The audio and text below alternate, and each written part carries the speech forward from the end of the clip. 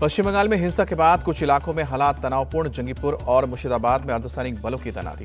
वक्फ कानून में प्रदर्शन को लेकर कई जगह पर पुलिस और प्रदर्शनकारियों के बीच पथराव। शुक्रवार को शमशेरगंज और सूती इलाके में भी सैकड़ों की तादाद में लोग सड़कों पर उतरे। प्रदर्शनकारियों ने पुलिस पर हमला बोला। नीम टीटा रेलवे स्टेशन पर ट्रेनों पर पत्थरबाजी की गई। जंगीपुर समेत कई स्टेशन पर ट्रेनें रोकनी पड़ी। पश्चिम बंगाल के जलंगी में भी माहौल गर्म हुआ। वक्फ कानून वापस लेने की मांग को लेकर जुलूस निकाला गया। जलंगी में भी जुलूस से बीडीओ ऑफिस पर ईंट और पथराव फेंके जाने की बात सामने आई। पुलिस ने हालात को काबू में किया। कोलकाता में भी वक्फ कानून के खिलाफ सड़कों पर उतरे लोग। प्रदर्शन में बड़ी संख्या में महिलाएं शामिल हुई। बंगाल के साउथ 24 परगना में भी मुस्लिम इलाकों में वक्फ कानून का विरोध हुआ। पुलिस की गाड़ी पर तोड़फोड़ की गई। बीरभूम में भी वक्फ कानून के खिलाफ विरोध प्रदर्शन। नमाज के बाद सड़कों पर उतरे प्रदर्शनकारी। झारखंड पश्चिम बंगाल सीमा पर सुरक्षा कड़ी की गई। झारखंड के पाकुर में सुरक्षा कड़ी। मुंबई के चिश्ती हिंदुस्तानी मस्जिद के बाहर भी प्रदर्शन। वारिस पठान प्रदर्शन में शामिल हुए। आगरा में भी मुस्लिम संगठन सड़कों पर उतरे। नमाज के बाद वक्फ कानून के विरोध में प्रदर्शन हुआ। हैदराबाद में ऑल इंडिया मजलिस तमीर ए मिल्लत की राउंड टेबल मीटिंग हुई। कहा कि आखिरी कतरा अगर बहाना पड़े तो भी बहाने को तैयार। हैदराबाद में वक्फ कानून को लेकर बड़ा कार्यक्रम। All India Muslim personal law board और मिली काउंसिल ने की है आयोजन। जम्मू कश्मीर के किश्तवाड़ में आतंकियों के खिलाफ सुरक्षा बलों को बड़ी कामयाबी मिले। 3 आतंकी ढेर किए गए। मुंबई हमले के मास्टरमाइंड तब्बू राणा से दूसरे दिन भी होगी पूछताछ। एनआईए मुख्यालय में कैमरे के सामने हो रहे हैं सवाल जवाब। एनआईए के 12 ऑफिसर तब्बू राणा से कर रहे हैं पूछताछ। गृह मंत्रालय को दी जा रही है हर रोज की रिपोर्ट। तब्बू राणा पर अमेरिकी विदेश मंत्री का बयान। कहा कि 166 लोगों के इंसाफ को दिलाने का दिन आया। तब्बू राणा के अमेरिका से भारत प्रत्यर्पण पर बोले विदेश मंत्री एस जयशंकर, हम दोनों देशों के बीच आतंकवाद विरोधी सहयोग की सराहना करते हैं। एस जयशंकर ने कहा कि यह वास्तव में 26/11 हमलों के पीड़ितों के लिए न्याय सुनिश्चित करने की दिशा में एक बड़ा कदम है। आगरा में करनी सेना आज मनाएगी राणा सांगा जयंती। 3 लाख लोगों के आने का अनुमान। पुलिस ने 3 लेयर की सिक्योरिटी और मॉक ड्रिल की है। 1000 लाठी डंडे, 1200 हेलमेट सुरक्षा शील्ड मंगाए गए हैं। आगरा में सपा के सांसद रामजी लाल सुमन के घर के बाहर सुरक्षा बढ़ाई गई है। सांगा जयंती को लेकर सुरक्षा कड़ी। तमिलनाडु विधानसभा चुनाव से पहले एनडीए में शामिल हुए एआईएडीएमके पलनीस्वामी की मौजूदगी में अमित शाह ने ऐलान किया। अमित शाह बोले, तमिलनाडु चुनाव में पलनीस्वामी के नेतृत्व में चुनाव लड़ेगा एनडीए।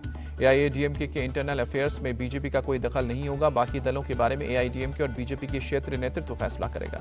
सीट बंटवारे और सरकार बनाने पर मंत्री पद को लेकर बाद में होगी चर्चा। अमित शाह बोले, डीएमके 3 लैंग्वेज पॉलिसी का मुद्दा उठा रही है। एआईएडीएमके के एनडीए में शामिल होने पर पीएम मोदी ने जताई खुशी। कहा कि तमिलनाडु की प्रगति के लिए एकजुट होकर काम करना होगा। एआईएडीएमके के एनडीए में शामिल होने पर बोले डीएमके नेता टीकेएस एलगवान बोले कि हमें पता था यही होगा। पलनीस्वामी डर की वजह से बीजेपी के सामने झुके। नयनार नागेंद्रन का तमिलनाडु बीजेपी चीफ बनना तय। उनके अलावा किसी के आवेदन की नहीं की गई।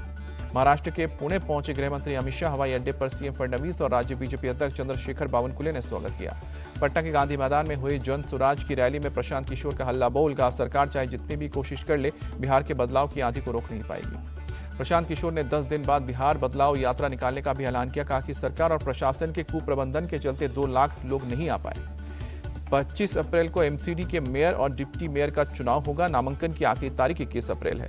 एमपी के श्री आनंदपुर धाम में पीएम मोदी का संबोधन। कहा कि संकट के दौर में ऋषि मुनियों ने भारत का रास्ता दिखाया है।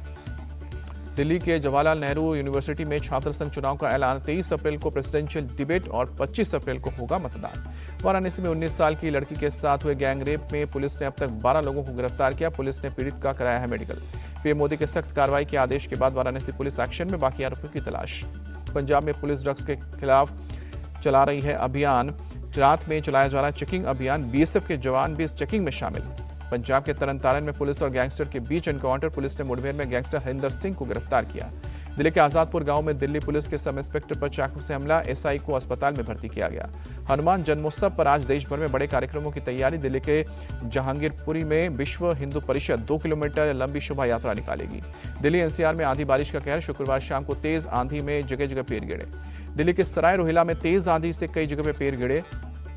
कई गाड़ियों को भी नुकसान पहुंचा। दिल्ली के मधुविहार में आंधी के दौरान गिरी बिल्डिंग की दीवार, 1 की मौत, 6 घायल।